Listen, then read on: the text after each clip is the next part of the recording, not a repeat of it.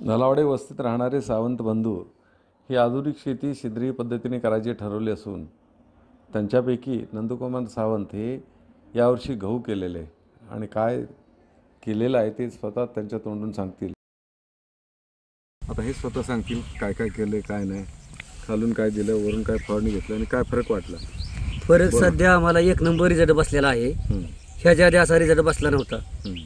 ती मागच्या 2 महिन्यापूर्वी गहू पेरल्यानंतर 1 महिन्यात धुकं पडून गहू गेलेला होता, पण त्याच्यानंतर आम्ही फवारणी घेतली। फवारणी घेतल्यानंतर असा रिझल्ट बसला की 6व्या-5व्या दिवशी काळभंगार झाला, पिवळा होता। ग्रो नायट्रोजन याची फवारणी घेतली, दोन्हीची मिळून मिक्स, शेंडावाडीचं आणि पानवाडीचं दोन्ही औषध मिक्स करून परत प्रमाणे पोटॅश प्रमाणे पोट्याची एक बॅग टाकली आहे 50 किलोची 20-20 गुंठ्याला। तर सध्या एक नंबर गहू आहे की रस्त्याचे येणारे जाणारे शेत म्हणतात की गहू असा कुठंच बघितलेला नाही, क्वालिटी एक नंबरची आहे।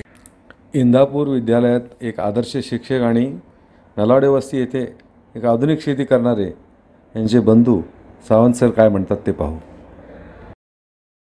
हे गव्हाची लागवड केल्यानंतर साधारणतः ऑक्टोबर महिन्यामध्ये हवामान खराब झाल्यामुळं गहू अक्षरशः सोडून देण्याची अवस्था झाली होती।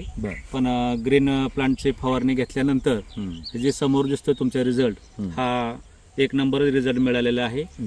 गव्हाचे लोंबे लांब आणि पानांचा आकार सुद्धा रुंद झालेला आहे, त्यामुळं प्रकाश संश्लेषण साह्याने अन्न प्रक्रिया फास्ट झाली आणि गव्हाची ग्रोथ वाढ चांगली होऊन उत्पन्नामध्ये सुद्धा आता वाढ झालेली आहे।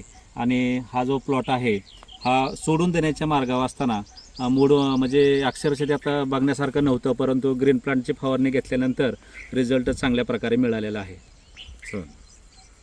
दरवर्षी जे गहू घेताना ह्याच्यात काय तुम्हाला फरक वाटला? गेल्या 2-3 वर्षापासून असा रिझल्ट दिसलाच नाही आपल्याला। मागच्या वेळी किती आला होता गहू? असा नव्हता। असा नव्हता। यावेळी तुम्हाला माल जास्त मिळाला आणि कमी खर्च झाला। कमी खर्च झालाय। केमिकल काय वापरलं नाही? केमिकल बिगर केमिकलचं हे 900 रुपयाची फवारणी झालेली, ह्याला तर काय केलेलं नाही। आणि ह्याला 2 पिशव्या आणि खालून 2 पिशव्या टाकलेल्या आहेत प्रोमच्या आणि पोट्याची। चालेल, धन्यवाद। धन्यवाद।